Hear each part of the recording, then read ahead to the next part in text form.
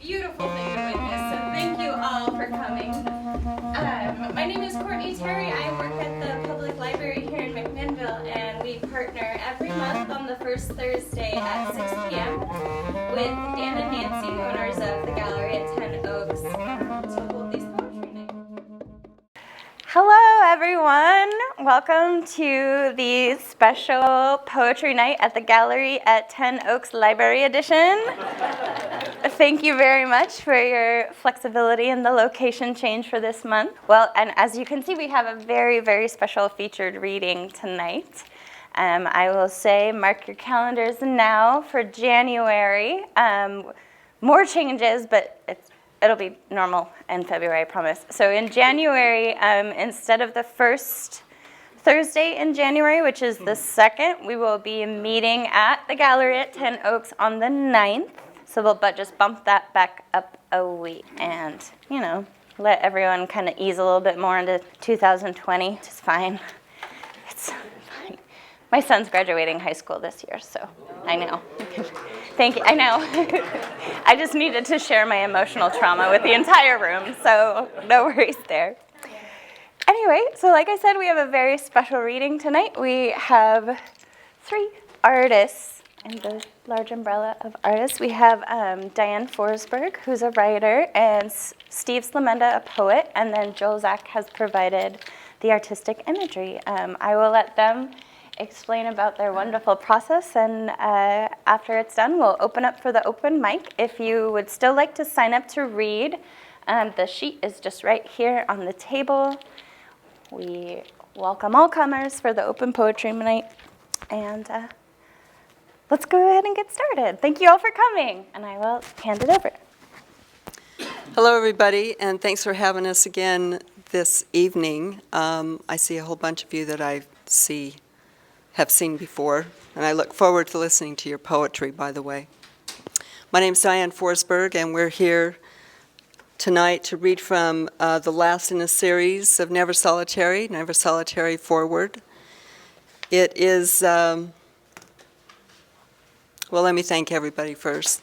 Thanks to McMinnville and to the Poetry Night poets. I understand there's not a name for you, but it's always enjoyable. I just love it. Thanks to Dan and Nancy for hosting in the annex tonight. And Caroline, it's always good to see you in the TV back there. This is the end of the last book in a series, Never Solitary Stages, and Never Solitary Forward. When I started to figure out that I wanted to write a book, and I figured out what it was that I wanted to do, and I wanted to collaborate with other artists on this. Now, there's prayers in there, and I write the prayers. I've been doing that for many years for my family and friends, and for myself, actually. And so my friends goaded me into, well, if you're going to write a book, do it about these things. It's a prayer book. How many prayer books do you have?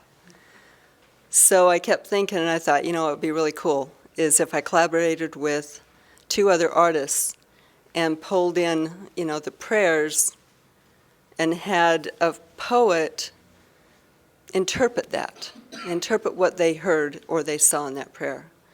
And then the imagery, after the poems and the prayer was finished, then we gave it to Joel over here, and he chose the images to go behind it, and that's how the book came together. So, kind of excited about that. Tonight I'm very honored that Steve Slemenda, who is an extraordinary poet, said yes when I asked him. He also does the poetry show on KMUZ. And when was that? When are they? 2nd and 4th Fridays at 10 o'clock, immediately following Joel's show, talking about art in KMUZ. I'm just surrounded by people. I'm on his coattails all the way. So I'm just going to move this microphone over to Steve, and I hope you enjoy our little presentation tonight. Well, what can I say? I was honored when Diane asked me to be part of this project, partly because the first two editions, the poets that she invited are friends of mine who are highly accomplished poets, and I think they're just stellar. So I was a little bit surprised when I was asked to join that group. Groucho Marx once said I would never want to belong to a club that would have me for a member. And this is kind of the opposite of that, because I never want to belong to a club that I don't think I should be a member of. But I've written poetry forever, 50 years probably. I've never published. It's just not something that I've cared to do. I read poetry for other reasons. It's very personal. So in some ways, it really equates well with prayer. And so I came aboard because I thought of how poetry and prayer both come from an origin that is deep within us, that is not linguistic, that is mysterious, but they're really cousins in that regard. They are both suspect in our culture. A lot of people will dismiss prayer, a lot of people will dismiss poetry, which was another reason why I wanted to ally myself with Diane, because that's a club I do like belong to. They both are a process of listening and then kind of reporting, taking a feeling, taking an emotion, taking something that comes from that mysterious origin and finding its way into some mode of expression. Poetry and prayer are both very personal experiences. So to do this has been interesting for me also because when I do share my poetry, I don't tend to share what I would call my spiritual or sacred poetry. So part of this is an experiment to see how it feels to go forward with it. And it's been wonderful because I've had the support of Joel and Diane. And with that, I think we should just go forward with it. The way this works is Joel will start with the image, and then the book is set up with the prayer on the left and the poem on the right, and then the image is behind it. Dear God, I am amazed, dazzled, and humbled when I see how far I've come, how much I've grown in love and compassion and confidence. Who knew that letting go of old beliefs no longer in line with my truth could make space for such peace, such relief, such fun? I'm excited to see what's next. New friends, opportunities, problems, hard solutions, bring it. Love forever. This to me was a poem of revelation that has within it challenge and struggle and ultimately light. And so the poem that I chose is called Mountain Meadow Light, which was a poem that I wrote after working through a significant personal struggle and finding my way ultimately, with the help of what I guess I would call God. Mountain Meadow Light. Morning moves slowly toward noon. Dew rises from spring blooms. Petals lighten and stems grow firm. Breezes over a far pond bend sequencing reeds my way. Passing kisses graze my face. The speck of a red-tailed hawk hovers in the sun like some poised agent of change. The mountain air stills, and a brilliance fills me when I remember what I had come to forget. The second prayer is about, I'm sure all of us have gone through this. My circle of friends is, well, I don't know, the older I get, the smaller it gets. And the less I have the patience for people who don't support each other. All that is. There's something I need to talk out. I've changed, but one of my oldest and dearest friends hasn't. I've always been there, dropped everything to be a sounding board, fixer, confident, and basic doormat. They've been there for me too, sometimes. I want to be a good friend, kind and compassionate, but I'm no longer that doormat. I don't feel the compassion or love I used to when I talk to them. I just feel bad. Help me, please. We both know I'm better at caring for others than I'm caring for myself. Can I be selfish and compassionate at the same time? How do I do that? All my love.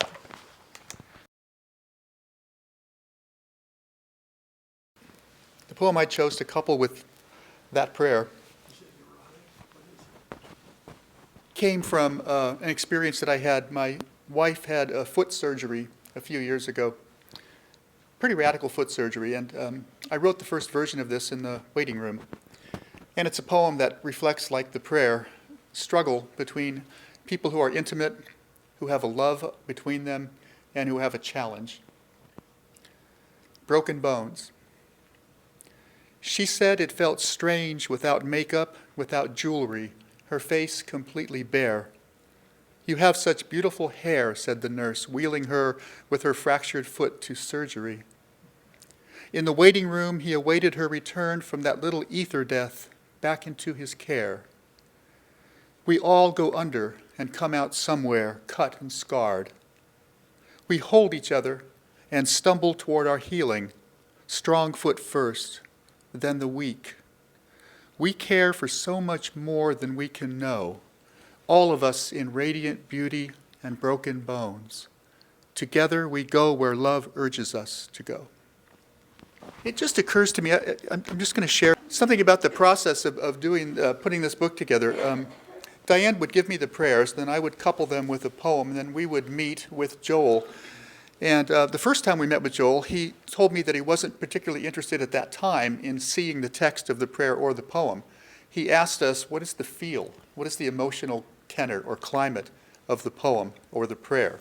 And then he would choose his image to go with it. And the reason I'm saying that is because the way this is being presented tonight is first with the image, then the prayer, and then the poem, almost in the reverse way that it was put together. And so I would just invite you to look at the image and ask yourself, what feelings does the image evoke in me? What feelings does the image elicit in me? And then see where that goes in terms of the prayer and the poem. Hi, God. Just sitting here contemplating the universe. So much turmoil in our world. Sometimes all I can do is feel sad. But not today. Today I choose to see the beauty. So much I'm having a hard time taking it all in. Thank you. Thank you for it all. What can I do for you today, your awestruck daughter? Awestruck made me think that our relationship with whatever we consider or call God is really ineffable, and a lot of it has to do with the part of us that is not rational, that does not make sense. So the poem that I chose, Hold God Still, is kind of my whirling dervish poem. It's a poem that has to do with the celebration of language and imagery that I hope somehow conveys emotion in terms of that relationship. Hold God Still. Any time I curve the way of your rhymes, the rhythm of your lines requires me to say no to know and yes to knowing the sweet ways of your arcing into me.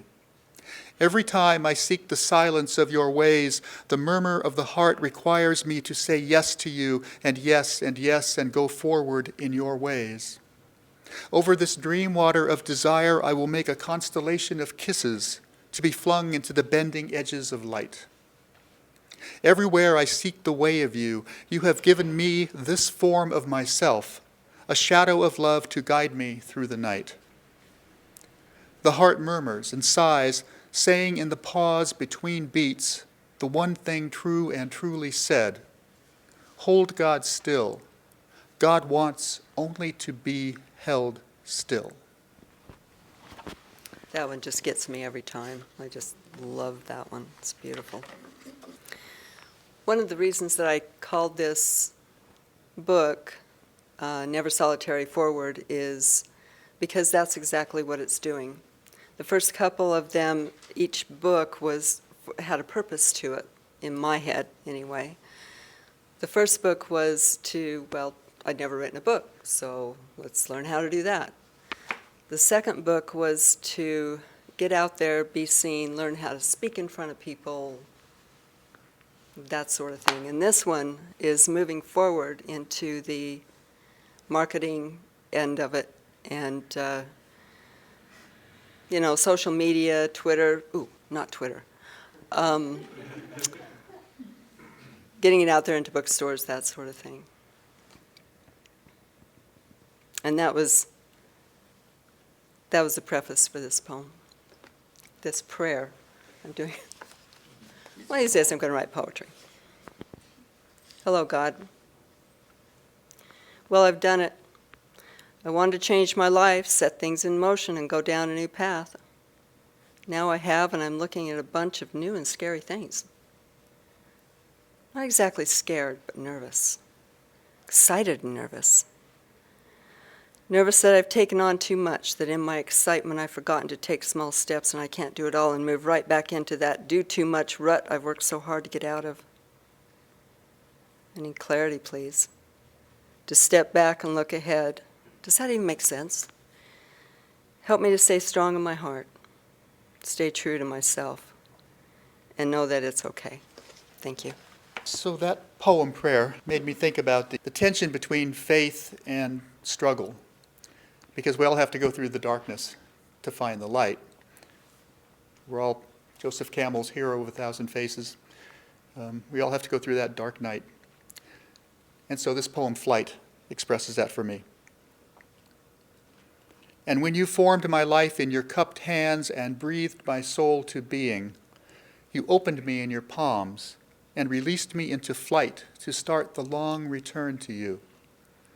And could I bear this flying blind at night, the weight of this long dark flight, with miles to go before I wake, if I didn't know you waiting where I will someday find myself at dawn returning to your open palms? I found it. I found my voice. I knew it was there, waiting for the chance to get out and be free. Breathing, expanding, passionate, loving, free, creative, humble, assertive, serving, funny, fun. So many words and not enough. The feeling is ecstatic and I feel like dancing. Come on, God, let's boogie. Isn't that wonderful? The poem I chose for this, or that I submitted to Diane for her consideration, actually, there are two versions. I'm going to read them both. The one that she coupled with this poem, prayer, I found it. I'm retired from teaching at Chemeketa, and I have a friend who's still teaching there who also does volunteer work at the men's penitentiary here in Salem, which is not quite here, is it? And she's been working with the males there on poetry for years. And at the end of every year in the spring, they have a reading, and their family and their friends come. And I was invited a couple times. It was a privilege to be there. This poem came from that, as I thought about the struggle in the lives of those men and how it was expressing itself through their poetry. The guiding metaphor in this poem, it works for you guys because you're old enough. It's records, LPs, 33, right? RPMs. Worn and scratchy records of the past keep us spinning in their old refrains, stuck in the pops and skips and hiss of the same sad, hurtful melodies. Lift the needle from those tired tracks to claim the composition of your life. What is the one true song of yours alone that gives your heart impulse to beat? Sing into creation your soulful tune for those who long to hear your song. And I submitted two versions of Sing, and Diane asked if we could end the book with the second version. Actually, the second version was written long before the one I just read. It was written 7-8 years ago. And it has to do with my orientation, which tends to be, it's east-west, but it tends to be more Eastern in its spirituality. So there's a term in here, Maya, which you may be familiar with, which just means the world of illusion that we have to move through to find a realization. It's written in the second person, and that's me. I don't want to be preaching to anybody else in my poems, so I'm really talking to myself. Imposed wisdom is never something that people appreciate. Sing. Chasing the past into the present is like trying to embrace yourself in a mirror. It is false recreation. Each moment is etching the map of your next life. Isn't it time to take this play seriously? The more you feed Maya, the more you need to feed her. The more you drink from her, the greater your thirst. What true song gives your heart impulse to beat? Sing for the one who wrote the song and longs to hear you sing it. Thank you. Thank you. I'll do it. Thank you. Any questions? Yes? Could I ask about the photography? Oh, please do. Yes. Joel loves to talk about his photography. Yeah. What would you like to know? Who did it, for one thing? Me. Oh, I see, okay, now, and is it from mostly Oregon or all over the world? Well, most of it is from Oregon. There were a few scattered throughout the 3 books that were other areas, Northern California, Idaho, that type of thing. Very impressive. I looked through it. Yeah, a lot of fun. Joel Sapp. His name is Joel Sapp. Where did you take the one on the beach? The second one, there was a little stream right. running into the ocean. Yeah, that's kind of a wonderful little thing, isn't it? I love that one, yeah. Lincoln City. Yeah. Glorious. You know, the poem, first of all, one thing that you'll notice is that Steve's poems tend to be a bit more visual. So a number of the images I keyed off of the visual aspect. But in the database of images that I have, for every one of those, there's probably another 10,000 of various images of, seascapes and that sort of thing. So the idea then was, okay, great, you can get a seascape in there, wahoo, but how does it key to the poem? Well, when you read both of their poems, they intersperse together, they combine together very well.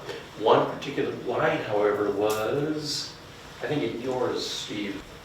Oh, over this dream water of desire, I will make a constellation of kisses to be flung into the bending edges of light. Right, exactly. I mean, what can you say? I mean, as soon as I read that poem after, multiple edits and that sort of thing, I had already pulled a variety of seascape images as potential. And the moment then that I read that final line, I flashed on this guy right here. The whole arc of the thing, first of all, resembling lips as far as kissing goes and that sort of thing. And then the last reference to light in particular, and it just hit home. So that's where that one came from. Wonderful. Yes? Diane, from start to where you are tonight, how long has the journey been? Well, there's 2 answers actually. Yeah, for there's that. Well, I'm kind of embarrassed to say this, but 62 years up until the first thing. And then it's taken about a year and a half to complete all of them because life gets in the way. It was fun. It was a fun journey. I recommend it to everybody who hasn't published. It's just a fun thing. Yes? Do you get inspired, or do you get inspired and create, or do you sit down and create? Well, it's actually pretty simple. At 3:33 in the morning, or 2:28 in the morning, I wake up and I have all these thoughts going through my head. So in order for me to go back to sleep, I get my book out and I just start writing. And that's where most of my inspiration comes from. So it's just... So you follow the promptings? I do. Yeah. Do you find those promptings to be more inspirational or urging and pressing? I feel like it might differ based off of the prayer, but do you get my question? I do. Oh, good. I do. Inspirational, these are, well, the ones for the book are chosen from a great many, simply because, well, format and does it work and that sort of thing. But it's a wide variety. I don't censor what I write. So consequently, I have, numerous journals of stuff, but anyway, and I'm sure you do too, just journal, or digital, however you do that. Yeah.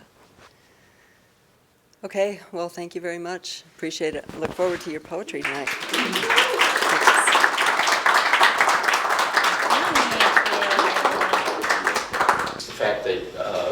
as Steve mentioned, I do talking about art on KMUZ on the second and fourth Fridays and occasionally on fifth Friday.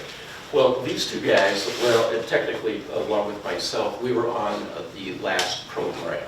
So if you want to listen to that program, just simply go to kmuz.org, go into the Talking About Art archives, pardon me, and you'll find the program there, and it's available for download. You can listen to it right there. You can link to it, all that sort of thing. So it's an hour, well, roughly an hour's program, but we get more in depth as to the process of the book, the ideas behind the images, the ideas and the concepts behind the prayers and poems. So without further ado, we'll go ahead and get started. Okay, so participating in the Poetry on Demand, which is the third Friday on 3rd Street, had an opportunity to write a couple of poems that were kind of at crunch time, and we sometimes get a little behind, so got to do some homework. So these were follow-ups. I have two, and they were follow-ups which were then emailed to the people who had requested them. And they happened to be both from local business people. And if I can find this one, sorry about that. Need just a minute here to find this.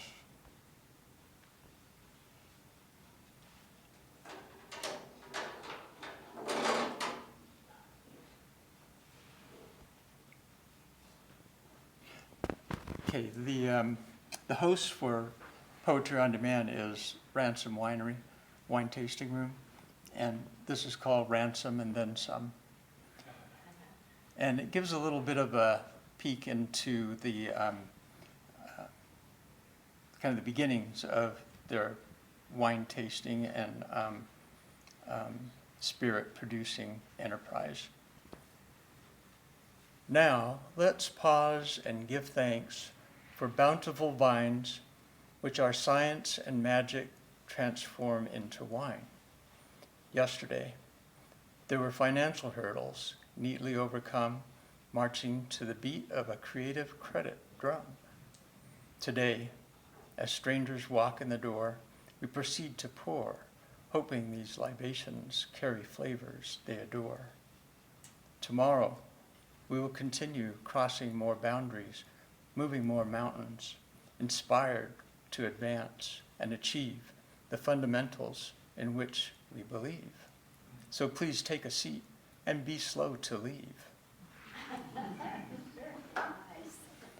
And then the other that I want to share is in a different spot here. It is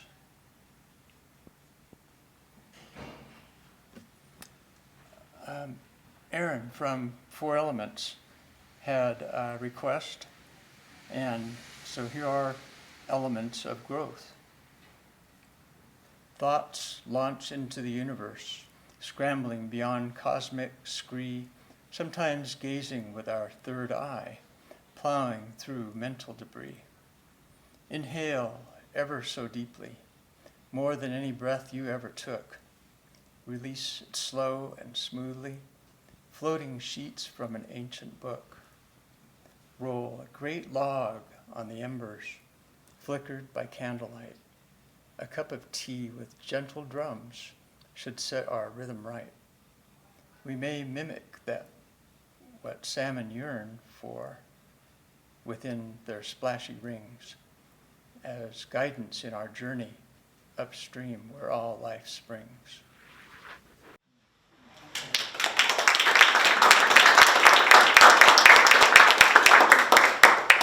Thank you, Bruce. Bonnie? Yes. My name is Bonnie, and I've been coming to open mic poetry for almost a year now. Thoroughly love it. Never did poetry in my whole life until I started it, and it's so much fun. Anyway, this one is called SJS. It's the initials of this person. Linda has a friend outside her window, morning to night, and again upon waking, a beautiful home Sally Jean is making. It will keep her dinner nice and fresh, and Linda watches the swift progress. But then a rainstorm washed it away. Wonder if Sally Jean went off to play. Oh, there she is again, the very next day. Because to give up now would be a real crime. Rebuilding, she hopes it will last longer this time. Working alone all day and into the night, she wants her food and home to be just right. She has had 3 husbands in the past, but did they help to build a home when asked? Did they supply food or watch the forecast? So she bit off their heads. Husbands don't last. Her home almost complete, there came another glitch. This time a windstorm blew the food and house to bits. We always say try, try, and try again. And that's exactly what she did then.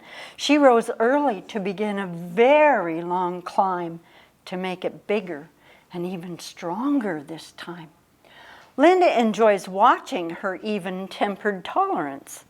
Sally Jean works so hard, she deserves the audience.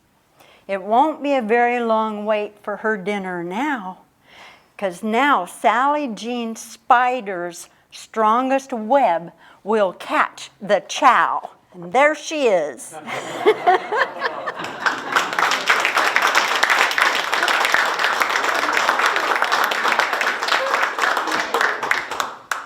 Thank you, Bonnie. Mike, Paul. My name is Mike Paul. Excuse me.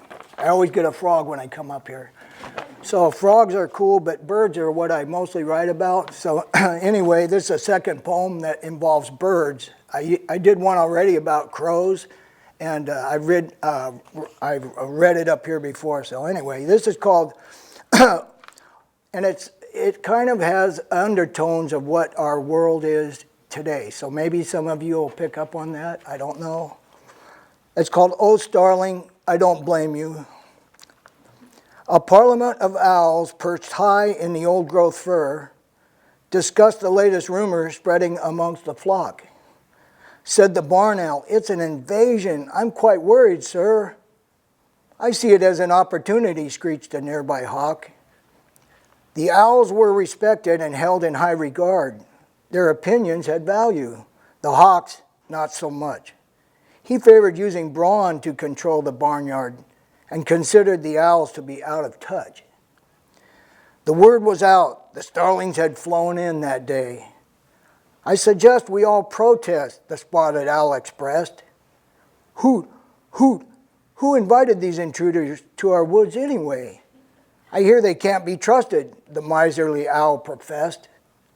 Just about that time, a glossy bird, black with metallic sheen, flew in and landed there amongst the raptors.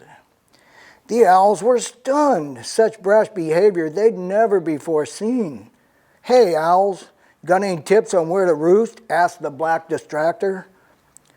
"Starling, we don't want to seem rude or anything, but it seems you've crossed the border into our forest." "I take umbrage to your statement, owl," said the starling. "We are birds just like you. Why would you abhor us?" Barn owl blinked his big round eyes, adding with a squawk, "The birds just want to live in peace and raise their brood. It's said that starlings will take another's nesting box, and after that, there goes all the food." "It seems there is some misunderstanding," starling chirped. "After living in the city, we needed a change of scenery. The humans cut all the trees down and we couldn't make it work. We asked ourselves why you guys couldn't share your greenery." On the next tree over, feasting on ants, was the northern flicker. "I heard what the owl said, and I'm a little dismayed." "Is not the forest big enough to share?" asked the woodpecker. "It's the two-legged humans that make me afraid." A finch lit on a nearby branch close to the robin's nest. "Please, finch, keep your distance. My chicks I must protect." "You'll get no problems from us, finch," the finch professed. "But rumor has it, trouble from the starlings you can expect." Just then, Crow swooped in. He was the loudest of the birds. "What's all the caw commotion around here?" he said. Finch told Crow about the starlings and what he'd heard. "Sounds like Fox and the propaganda they spread." As luck would have it, the leaves turned yellow and started falling. This signal packed the bags to a segment of the bird population. Every year about this time, Old Man Winter comes a-calling.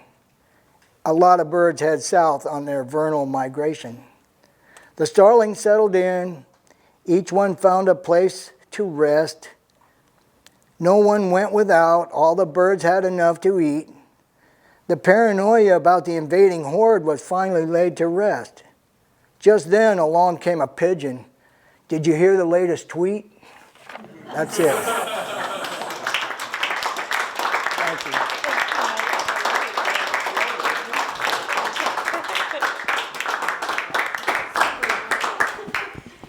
Thank you, Mike.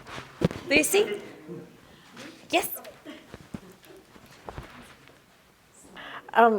Instead of reading a poem that I wrote tonight, I decided to read a poem by Aa Milne from his collection, Now We Are Six. This was my mother's book that she got when she was a young girl in the 1920s. And she used to read to my brother and I out of this. And there's a poem in here that she would read at this time of year. So I just like to read it to you tonight. It's called King John's Christmas. King John was not a good man. He had his little ways, and sometimes no one spoke to him for days and days and days. And men who came across him when walking in the town gave him a supercilious stare or passed with noses in the air, and bad King John stood dumbly there, blushing beneath his crown. King John was not a good man, and no good friends had he. He stayed in every afternoon, but no one came to tea. And round about December, the cards upon his shelf, which wished him lots of Christmas cheer and fortune in the coming year, were never from his near and dear, but only from himself. King John was not a good man, yet he had his hopes and fears. They'd given him no present now for years and years and years. But every year at Christmas, while minstrels stood about, collecting tribute from the young for all the songs they might have sung, he stole away upstairs and hung a hopeful stocking out. King John was not a good man. He lived his life aloof. Alone, he thought a message out while climbing up the roof. He wrote it down and propped it against the chimney stack. To all and sundry, near and far, F. Christmas in particular, and signed it not Johannes R., but very humbly Jack. I want some crackers and I want some candy. I think a box of chocolates would come in handy. I don't mind oranges, I do like nuts, and I should like a pocket knife that really cuts. And oh, Father Christmas, if you love me at all, bring me a big red India rubber ball. King John was not a good man. He wrote this message out and got him to his room again, descending by the spout. And all that night he lay there, a prey to hopes and fears. I think that's him a-coming now, anxiety bedewed his brow. He'll bring one present anyhow, the first I've had for years. Forget about the crackers and forget about the candy. I'm sure a box of chocolates would never come in handy. I don't like oranges, I don't want nuts, and I have got a pocket knife that almost cuts. But oh, Father Christmas, if you love me at all, bring me a big red India rubber ball. King John was not a good man. Next morning, when the sun rose up to tell a waiting world that Christmas had begun, and people seized their stockings and opened them with glee, and crackers, toys, and games appeared, and lips with sticky sweets were smeared, King John said grimly, as I feared, nothing again for me. I did want crackers, and I did want candy. I know a box of chocolates would come in handy. I do love oranges. I did want nuts. I haven't got a pocket knife, not one that cuts. And oh, if Father Christmas had loved me at all, he would have brought a big red India rubber ball. King John stood by the window and frowned to see below the happy bands of boys and girls all playing in the snow.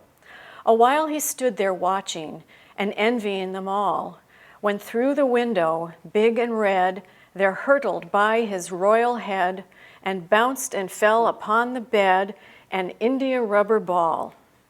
And oh, Father Christmas, my blessings on you fall for bringing him a big red India rubber ball. That's it.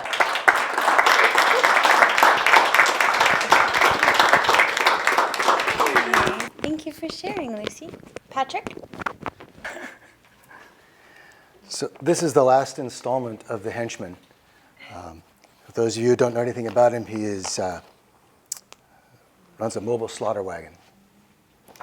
So this is Act 4. There's no need for any trigger warnings this time. This sex was all last month, so we're all good. The little girl comes out of the barn first, her tiny fist knotted around the lead rope. She wears pink plastic boots, and I worry the mud might suck them right off her feet. She's wearing a dress, a goddamn dress. Can't be more than 7. Her hair tied up in pigtails. Hell, she probably runs the place. I want to pick her up and put her on a pony. What the hell is she doing here? His name's Romeo, she says. Like I need to know meat has a name, as though I don't know already. There's a bad joke percolating on the back of my tongue. Old Romeo is a steer and couldn't satisfy the needs of a post. I was going somewhere with that, but the little girl throws me off. I drop the nose of my rifle. There are times I wish I could disappear, not make so much noise. But when I jack a shell into the chamber, people listen. When I slip my finger onto the trigger, they see. I can't hide the boom and the splatter of my job. I shift my hands on the rifle. Feel a twitch in my left leg. I'm not Wyatt Earp. There's no dust today. No black cat crouching behind the gate. Only last night's rain. The smell of wet roses and mortality. Ask Father Oliver. There's nothing like a barnyard to put the gloss on Dominion, where is becomes was. I like how the little girl looks me right in the eye. She's not afraid of me. I notice the flowers on her boots, and I let her know by nodding my head. She twists the rope around her skinny wrist, gives it a jerk. Romeo follows on her heels. If there's hesitation in either of them, I don't see it. The problem is the girl's father. He's back there in the shadows of the loafing shed, crying. Oh, for Christ's sake. The girl's got bigger balls than her daddy. She leads the steer through the muck and onto a dry rise in the corner of the yard. She gives me the rope even before I reach for it. I hear you're the best. Like there might be some doubt. Like I'm going to have to prove myself to her, maybe shoot some bottles off the fence rail. I am, I tell her, because I am. The girl deserves to know that. She's not as tough as she comes off, and that's good. No one should be that tough. A spot of sun strikes the mud. I lift the rifle off my hip. Okay then, the little girl. She looks hard at me and goes to rescue her father. Maybe she is that tough. I tick off the details of a clean kill. Done it thousands of times before. Still, I owe the moment my focus. If I close my eyes just once, I'll have to start doing something else. Setting pins at the bowling alley, collecting scrap metal. Killing's my job. But if I ever get to the point where I just flick a switch, Act 5. I pull out the bone saw and the knives. 5 steers and a cow form a crescent around the kill, giving me barely enough room to work. They nibble the blood-spotted grass, shift to eyeballing the gutted carcass that hangs from the yardarm. They know their numbers have diminished. What happened to Gladys? What will we do without her perfect stitch? Or in this case, Romeo and his barnyard swagger. Any crowd hates to lose a good dancer. The saltiness of the kill lingers, the odd marriage of shit and meat. I power up the winch, and the carcass disappears into the box. I look at the steers, the cow. They look back at me, those warm brown eyes. Animals aren't stupid. They understand. They judge. I hope the little girl forgets me. Not me, but what I did this morning. If I see her someday at the school or in a crosswalk, in the cafe, I'd like to think she'd say hello to me, give a little wave. She knows who I am. I'm not always the hardened professional, steely resolve and an iron heart. I'm only a man, for Christ's sake. Let me be soothed by a little girl. A sweet little burp of joy sluices past my lips like a baby's cough. I wipe my blade on an oily rag, slip it into my holster. Take the damn blessing. Let me be soothed by the lick of morning, by the rhythm and clank of work, by a woman. Whether I'm sharpening my cleaver, hosing out the slaughter wagon, raising a beer with Big Mike at the bar, shifting into third on a back road, I'm not alone. Marla's always with me. She has her horse, her violin, her belief. She has me. She chose me. Standing in a barnyard with my rifle in my hands, Marla's there. The useless noise falls away. Maybe that's the damn surprise. That's it.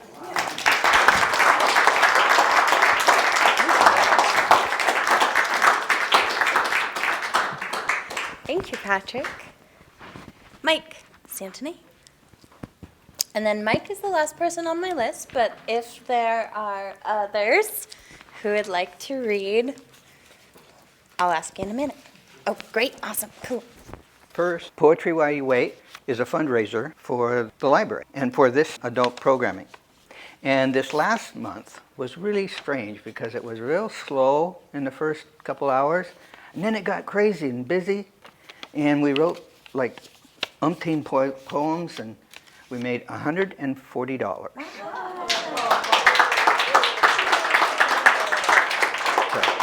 That's at Ransom's on the third Friday. Ransom's is next to Nick's on 3rd Street. This is a poetry and prayer thing. And a couple summers ago, I was in one of those events where people have little booths and stuff, and I ran across the lady, and we got talking, and she was talking about how she really enjoyed the spiritualness of doing a fast and not eating for like a long time. As we were talking, she said, "Well, write me a poem." I always love a challenge, right? This is a poem called The Fasting Prayer. The mountain craves the wind. The earth thirsts for rain. The ocean dreams of the shore. The sky covets billowing clouds.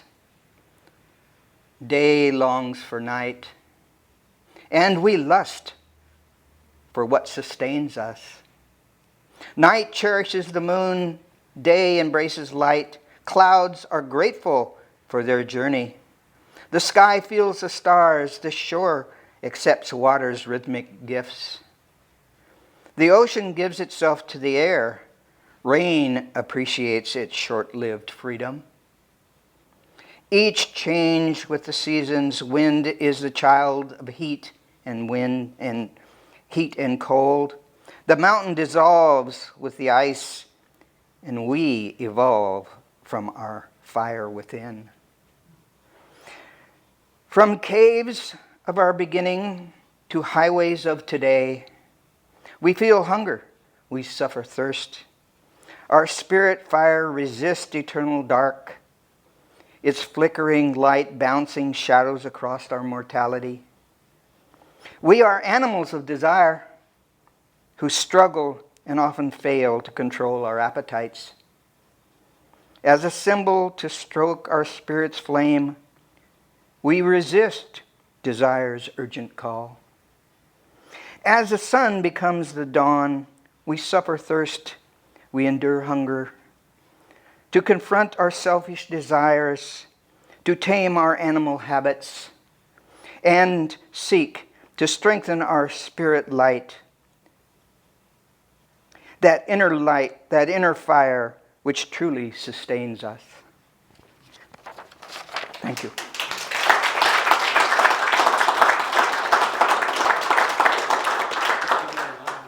Okay, we had some, hello. Hi, I'm so happy to be here tonight. Not going to share my own work, but 3 of my favorite poems, don't worry, they're short, from St. Augustine. And when I heard about the project that I was or learned of the project sitting in that chair, I'm like, oh my gosh, this is perfect. So St. Augustine wrote these. I'm not sure if he wrote them as prayers or as thoughts, but here we go. In praise of dancing, I praise the dance, for it frees people from the heaviness of matter and binds the isolated to community. I praise the dance which demands everything, health and a clear spirit and a buoyant soul. Dance is a transformation of space, of time, of people who are in constant danger of becoming all brain, will, or feeling. Dancing demands a whole person, one who is firmly anchored in the center of his life, who is not obsessed by lust for people and things and the demon of isolation in his own ego.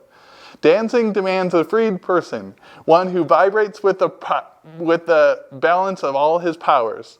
I praise the dance. Oh man, learn to dance, or else the angels in heaven will not know what to do with you.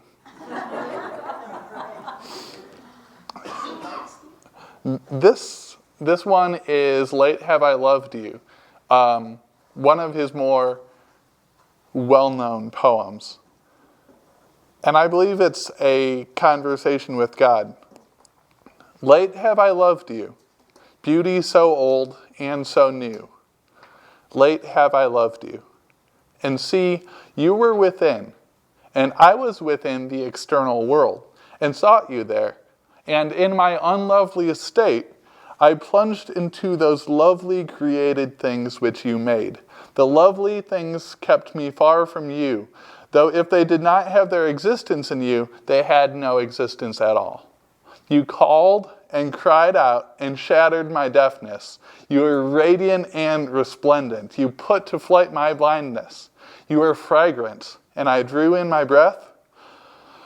And now I pant after you. I tasted you, and I feel but hunger and thirst for you. You touched me, and I am set on fire to attain the peace which is yours. And this is my favorite of the 3. Love Never Disappears. I've appropriated this poem to my own life. My grandpa passed not this November, but last November. And my grandma is in the hospital right now.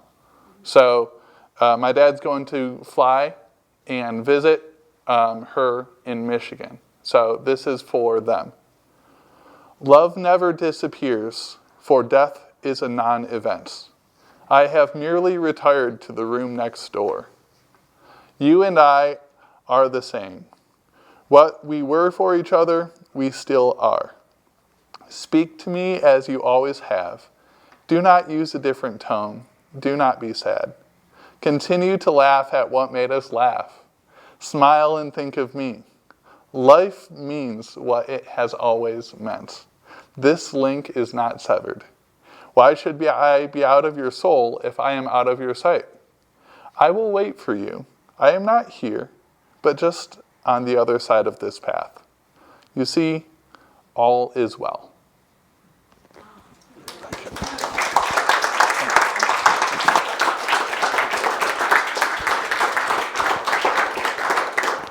Thank you, Malachi. Do you have anyone else that would like to share?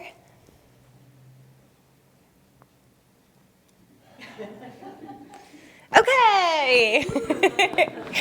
Thank you all so much for coming. Thanks, Diane and Steve and Joel, for sharing your beautiful art with us. We will see you all at the gallery January 9th for our first Poetry Night of 2020. And Do you want to mention paintings to poems in January? Oh, you're right. Ha, you were like, we're not at the gallery, I'm not doing anything. And like, here you are saving the announcements. Nice work, Nancy. We have an additional poetry program that will be happening on January 24th. It's our Paintings to Poems program, and that is the program where we invite everyone to come, wander the gallery, find a work of art that inspires you, and then you have 45 minutes to write a poem about it, and then we make you share it with everyone else. We don't make it, nobody's forced to do anything at poetry nights that they don't want to do, but we strongly encourage sharing. Is Friday the 24th of January? No, Thursday, the 23rd. Thursday, January the 16th. No, not that one. The one after the 16th. 23rd. The 23rd. The 23rd. Okay. Disregard anything I have said previously except for the January 23rd. You're here to sabotage me. Just kidding. Anyway, thank you all so much. Thanks again to all of our poets, and thank you for coming. Happy holidays!